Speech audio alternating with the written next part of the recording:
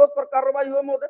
और मैं आश्वस्त कर देना चाहता हूं सदन में महोदय, अगर कार्यपालिक अभियंता भी इसमें दोषी होंगे तो निश्चित तौर पर कठोर से कठोर कार्रवाई उन पर होगी महोदय। यह मैं सदन को आश्वस्त करना चाहता हूं। कठोर से कठोर कार्रवाई करने की आपकी इच्छा होती तो अब तक कर दिए होते।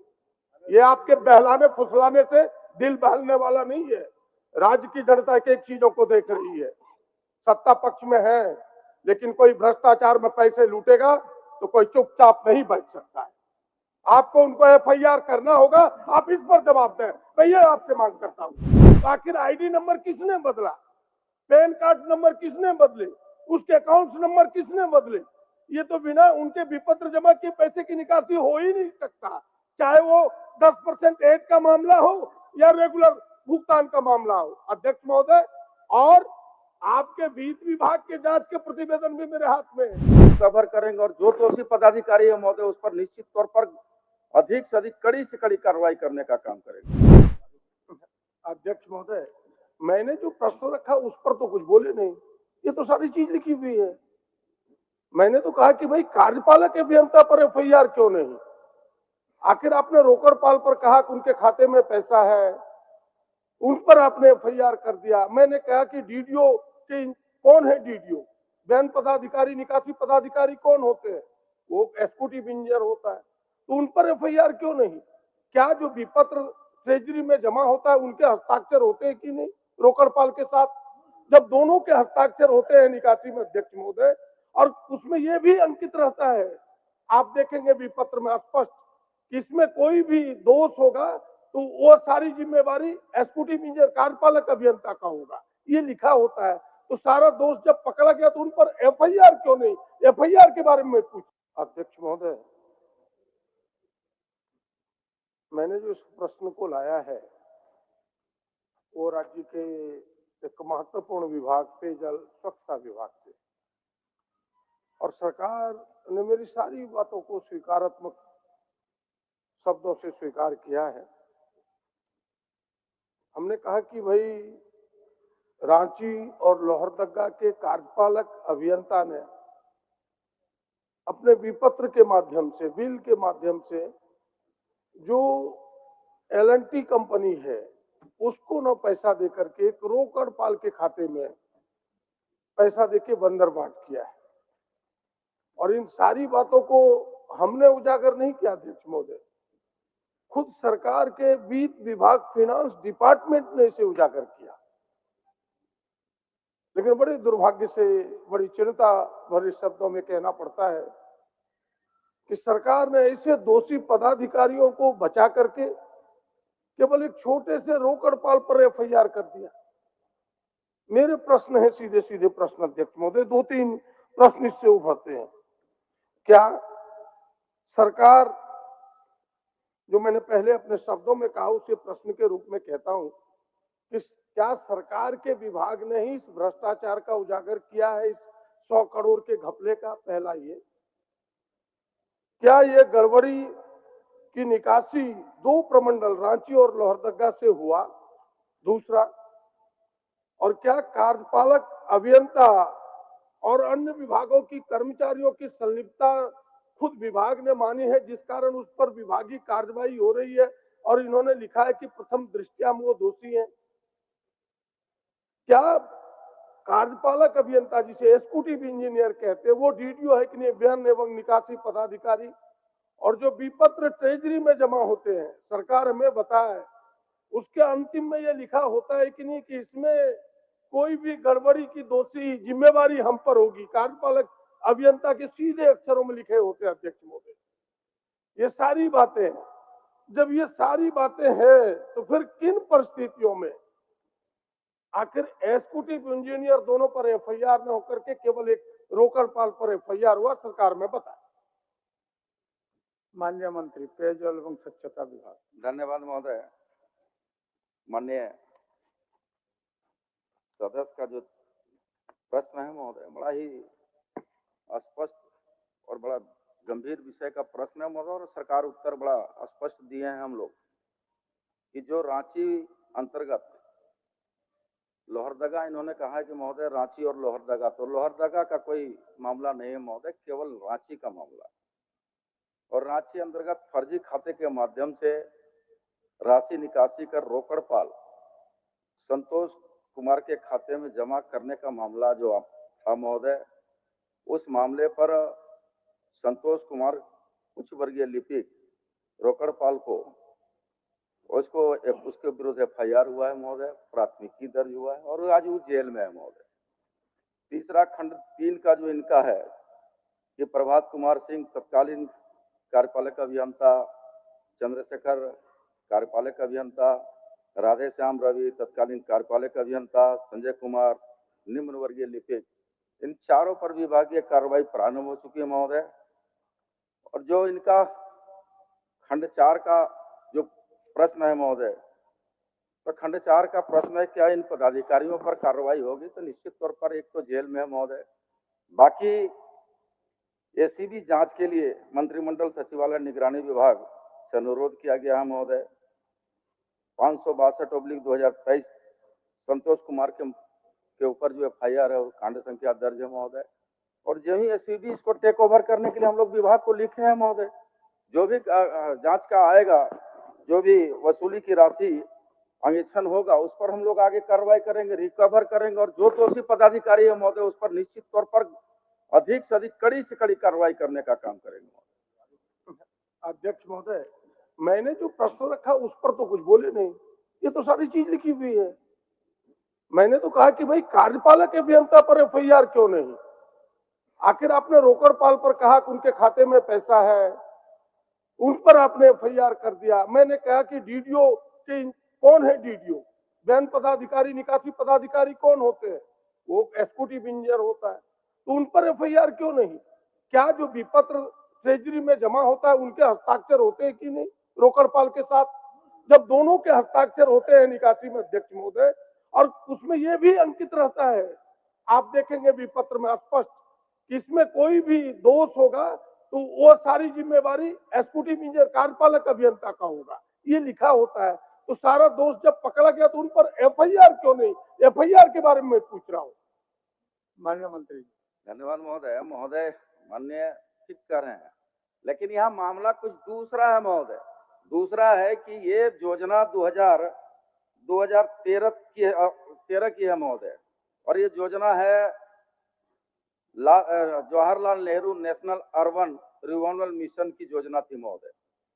और ये योजना डिपॉजिट हेड में इसका 10% राशि कटौती कर गया था महोदय, जमा था जो कार्य विलंब से किया गया था। तो ये ट्रेजरी में जमा था पैसा महोदय 10%, कुल योजना की राशि की 10% जो टाइम से नहीं पूरा किया गया तो ट्रेजरी में जमा था महोदय। इसमें कार्यपालक अभियंता का दोष पीछे आता है, फर्जी हस्ताक्षर करके महोदय संतोष कुमार जो उच्च वर्गीय लिपिक है वो अपने खाते में पैसा जमा कर लिया था महोदय। जो जब डिपॉजिट हेड का पैसा उसका कटा, टाइम एक्सटेंशन में टाइम में पूरा नहीं किया तो 10% जो राशि कटा वो ट्रेजरी में जमा था महोदय। जब योजना पूरा सरकार टाइम एक्सटेंशन दी, टाइम एक्सटेंशन देने के बाद जब कार्य शुरू हुआ तो ट्रेजरी में जो पैसा था महोदय उसको देना था, लेकिन उस पैसा को संतोष कुमार लिपिक के द्वारा न दे करके ये योजना मत का पैसा उनको दे दिया, ट्रेजरी का पैसा पड़ा रह गया महोदय। इसलिए DDA का मामला नहीं महोदय, ये 100% संतोष कुमार के द्वारा ये कार्य किया गया है और संतोष कुमार पर जवाबदेही तय किया है और संतोष कुमार के द्वारा फर्जी हस्ताक्षर करके उस पैसा का निकासी किया गया था महोदय। अध्यक्ष महोदय, आखिर आप फिर डाइल्यूट करिएगा, सवाल को नहीं। एक मिनट मैडम, प्रदीप जी बोलिए। आज इन्वेलप ही नहीं आया है महोदय मेरे पास में। क्वेश्चन का जो इन्वेलप है महोदय वो आज हमारे घर पे नहीं आया महोदय, इसलिए हम आपको सूचना दे रहे हैं। बोलिए प्रदीप जी। मैं कह रहा हूँ कि अध्यक्ष महोदय, पैसे की निकासी बिना विपत्र के थोड़ो होंगे, और अगर किसी के खाते में जाता है, किसी का ID बनता है किसी ठेकेदार का, तो उस ID में उनके जो अकाउंट नंबर वो भी रहता है, उनके पैन कार्ड के नंबर भी रहते हैं। तो आखिर ID नंबर किसने बदला, पैन कार्ड नंबर किसने बदले, उसके अकाउंट नंबर किसने बदले? ये तो बिना उनके विपत्र जमा के पैसे की निकासी हो ही नहीं सकता, चाहे वो 10% ऐड का मामला हो या रेगुलर भुगतान का मामला हो अध्यक्ष महोदय। और आपके वित्त विभाग के जांच के प्रतिवेदन भी मेरे हाथ में है। उन्होंने सबको समरूप रूप से दोषी बताया है। आप उन्हें बचाए ना। अगर इसमें सच में भ्रष्टाचार से सरकार समझौता नहीं करना चाहती है, तो जब आप पहली दृष्टिया में खुद आपने उत्तर में लिखा है कि कार्यपालक अभियंता भी दोषी है, विभागीय, तो अगर वो निर्दोष है तो फिर विभागीय कार्रवाई क्यों? उससे भी बरी कीजिए। फिर विभागीय कार्रवाई आपने क्यों किया? अगर वो निर्दोष है तो विभागीय कार्रवाई सरकार ने क्यों की? उनको क्लीन चिट देना चाहिए कि वो निर्दोष है। आज सरकार खुद मानती है कि वो दोषी है, तो उस पर एफआईआर हो, ये मेरी पहली मांग है कि एफआईआर सरकार करे, और नहीं करेगी तो क्यों न करे, अगर आपने दोषी माना है तो। यही एक ही सवाल है अध्यक्ष महोदय, दूसरा सवाल नहीं है। माननीय मंत्री जी, माननीय मंत्री जी,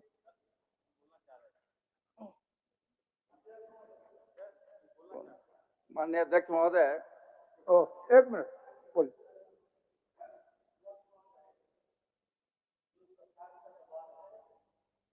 इससे बहुत साफ ऐसा लगता है कि कार्यपालक अभियंता को बचाने की इसमें साजिश चल रही है। नहीं तो एक ही बात हम कहना चाहते हैं, जब दोषी करार कर दिया गया तो उस पर एफआईआर क्यों नहीं हुआ, और सिर्फ संतोष कुमार पर ही एफआईआर क्यों हुआ? हम जानना चाहते हैं कि एक शूटिंग इंजीनियर को बचाने का ये साजिश क्यों हो रहा है, जब सरकार का बहुत साफ साफ जवाब है यहाँ। माननीय मंत्री जी, महोदय, एक मिनट आप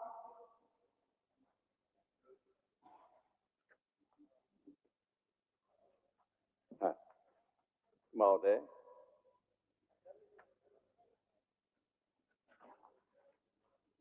ये मामला बहुत संगीन है और मैं सरकार से अपील करूंगा, मंत्री जी से अपील करूंगा कि किसी को बचाने की कोशिश ना हो सरकार की तरफ से।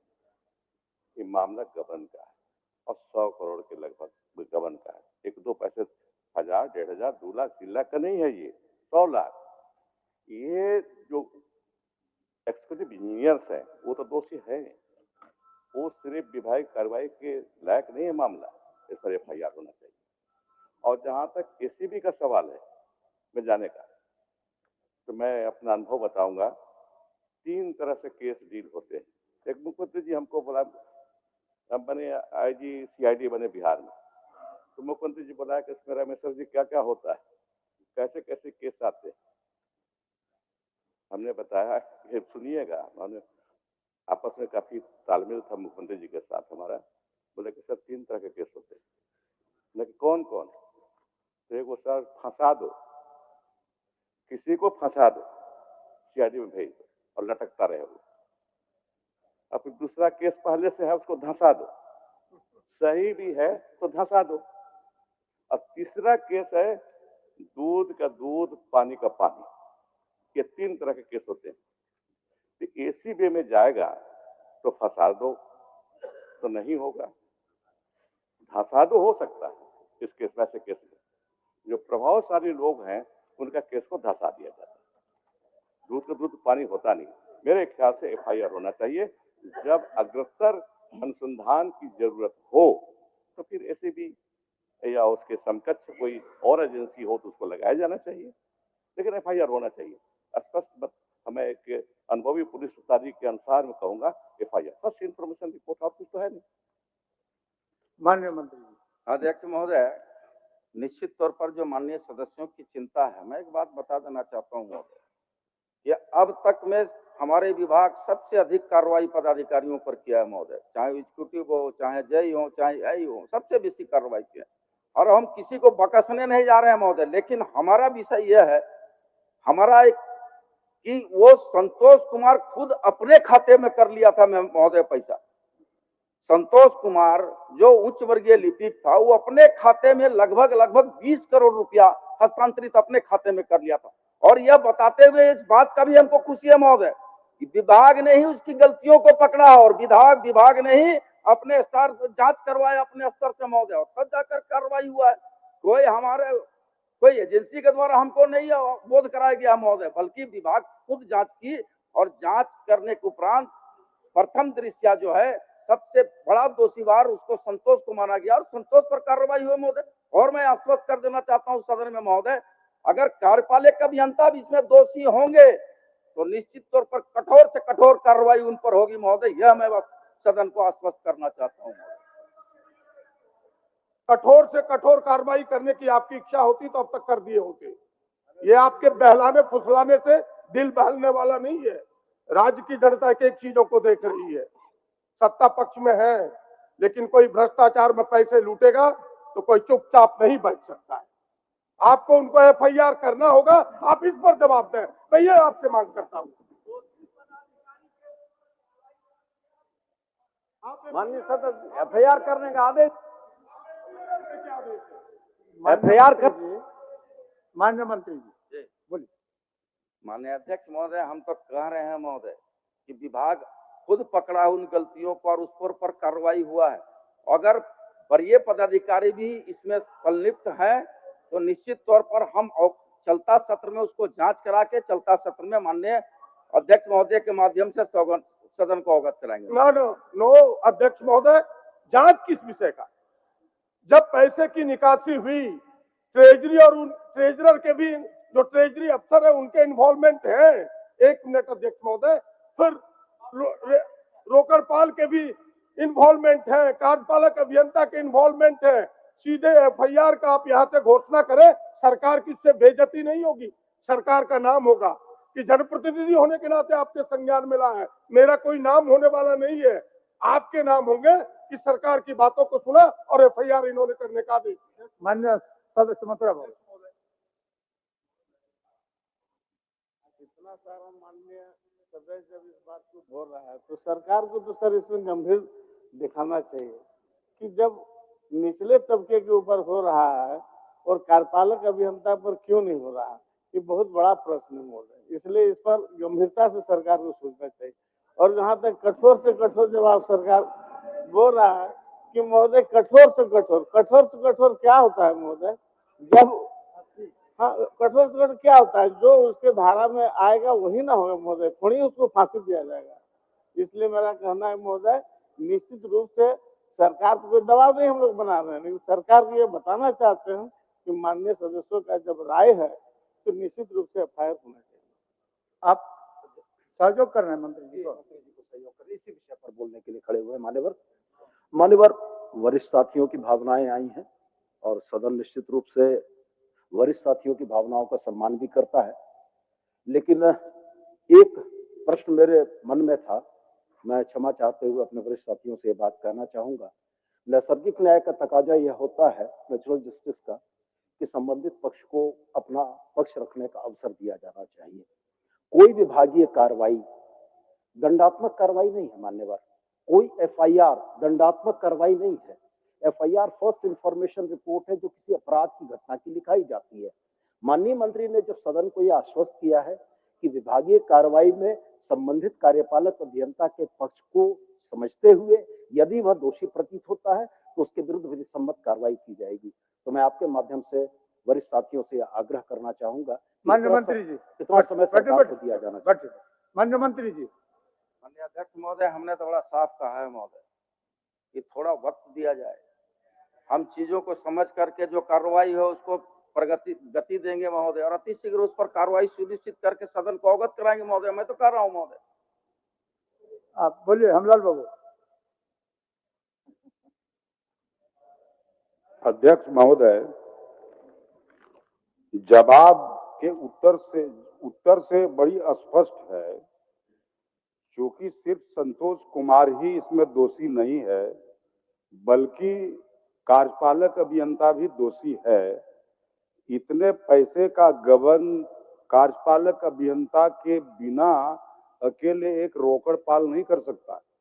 और इसमें है कि यदि विभागीय कार्रवाई कार्यपालक अभियंता पर ये लोग कर रहा है विभाग, तो कार्यपालक अभियंता दोषी है तब ना विभागीय कार्रवाई कर रहा है। तो उसको विभागीय कार्रवाई करके इस केस से निकाल देना, यानी एफआईआर उसके खिलाफ में न होना, ये नियत बता रहा है माननीय मंत्री का। इसीलिए हमारा मांग होगा कि इन पर भी कार्रवाई और एफआईआर होनी चाहिए, तब ये सरकार का नाम होगा, सरकार का छवि बनेगा। माननीय मंत्री जी, इतने सारे माननीय सदस्य जो वरिष्ठतम सदस्य हैं सदन के, सबने अपना अपना विचार रखे। हमको लगता है कि इतना देर में आपको क्लियर हो जाना चाहिए, स्पष्ट हो जाना चाहिए। इस तथ्य में, इस विषय में कुछ छिपा छिपी अब नहीं है, सारा चीज ओपन आ गया, इसलिए आप भी क्लियर हो ही गए। तो माननीय सदस्य जो चाहते हैं आप उस पर बोलिए। महोदय, अभी हमने कहा तो माननीय सदस्य मोहतरम ने कहा कठोर से कठोर कार्रवाई क्या होता है। मैं तो कह रहा हूं महोदय, कठोर से कठोर कई श्रेणियों की कार्रवाई होती है महोदय। कठोर से कठोर मैं उनको बता देना चाहता हूं कि कोई विभागीय प्रक्रिया करके उसको प्रोसीडिंग करके नहीं छोड़ेंगे महोदय, कोई प्रोसीडिंग करके नहीं छोड़ेंगे, कोई 2 दिन का वेतन काट के नहीं छोड़ेंगे। अधिक से अधिक जो प्रावधान के अनुरूप है उस पर कार्रवाई करेंगे महोदय। हमको थोड़ा वक्त दिया जाए महोदय, क्योंकि संतोष कुमार के खाते में पैसा गया। अगर दोषीवार ये प्रभात कुमार, चंद्रशेखर, राजेश्वर, रवि, संजय कुमार हैं तो निश्चित तौर पर कार्रवाई होगी महोदय। हम तो मैं कह रहा हूं थोड़ा वक्त तो दिया जाए महोदय। आखिर किसको आप आधार मानेंगे?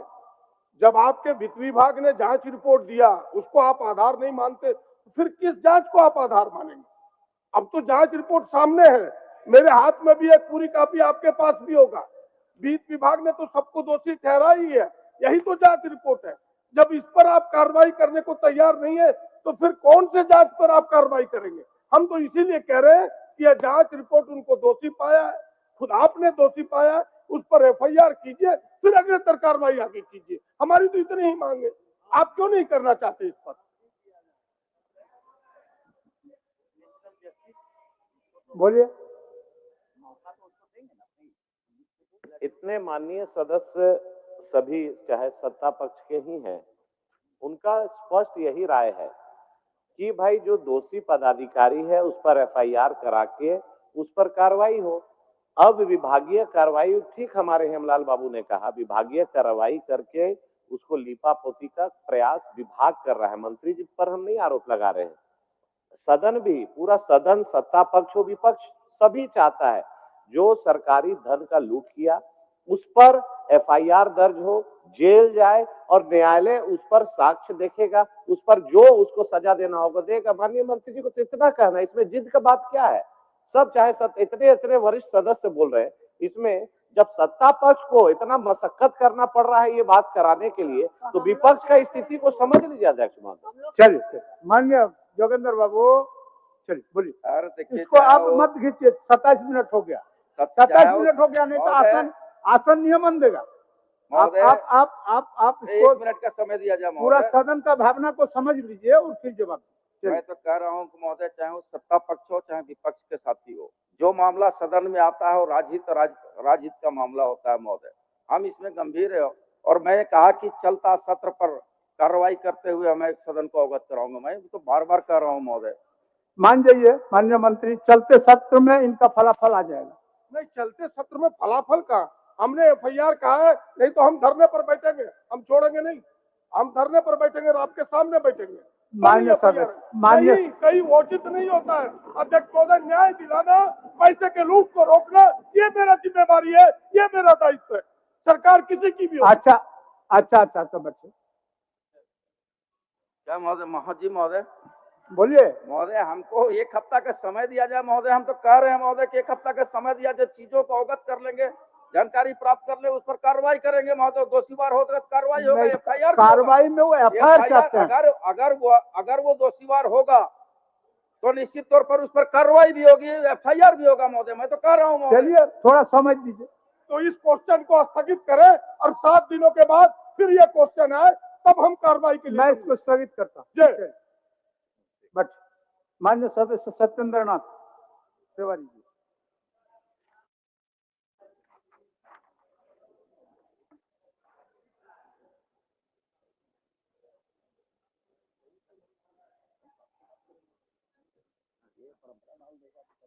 उत्तर प्राप्त है। इसमें खाली 2-3 लाइन को आप देखिएगा, उसी पर खाली ज्यादा हमको 2-3 लाइन पर नहीं है, कल से हम देख रहे हैं कि सारे प्रश्नों का जवाब माननीय जोगेंद्र बाबू मंत्री जी दे रहे हैं और दूसरा विभाग में माननीय सदस्य का सवाल ही नहीं है क्या? बोलिए, चलिए। ये जल जीवन मिशन जो लाइफलाइन ऑफ द भारत के गरीब अमीर सभी लोगों के लिए केंद्र का यह एक इम्पोर्टेंट योजना है। उसमें झारखंड 29 जिला में 29 राज्य में दूसरे नंबर पर है। उस पर हम नहीं जा रहे हैं, केवल दूसरे पर है। ये बहुत बड़ा स्कैम हुआ अध्यक्ष महोदय झारखंड में जल जीवन मिशन में। और स्कैम क्या हुआ, जिन जिन कॉन्ट्रैक्टर को एमडीएस का काम दिया, मल्टी विलेज स्कीम बना करके जिनको काम दिया, उसमें टेक्निकल तरीका से पाइप सप्लाई करेगा संवेदक और 85% पैसा उसको मिल जाएगा और पूरे पैसा का बंदरबाट हो गया। पाइप भी अध्यक्ष महोदय अगर आप देखेंगे एक ही कंपनी द्वारा पाइप, कई बार अखबार में भी छपा गया पाइप जो टेंडर के समय में जो क्राइटेरिया था उसके विपरीत पाइप को बाद में सरकार ने अप्रूवल दे दिया कि नहीं ये पाइप भी चलेगा, क्योंकि वह किसी खास व्यक्ति के फैक्ट्री का वह पाइप निर्माण होता है। उस पर भी हमको नहीं ज्यादा जाना है। हमारा कहना है अध्यक्ष महोदय 28 तक जल जीवन मिशन को एक्सटेंड कर दिया गया। इसमें क्या झारखंड राज्य का वाहवाही हुआ? मंत्री महोदय का जवाब है कि केंद्रांश अगर प्राप्त हो जाएगा तो हम लोग इस काम को आगे बढ़ाएंगे। हकीकत यही अध्यक्ष महोदय, एक्सटेंशन कंडीशनल दिया मंत्री पाटिल जी ने। एक्सटेंशन कहा कि आपका यूटिलाइजेशन सर्टिफिकेट नहीं आया इसलिए 24-25 का फंड रिलीज नहीं हुआ। और आप तो अध्यक्ष महोदय जानते हैं केंद्रांश तभी देता है राज्य को केंद्र जब उसका पिछले पैसे का यूटिलाइजेशन सर्टिफिकेट जमा करेंगे।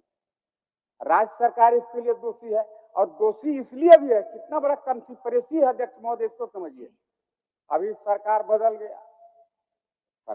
गया माने कुछ चेहरे बदल गए, कुछ मंत्री बदल गए। अभी जो सरकार बना इसमें जो सचिव हैं उन्होंने एक ऑर्डर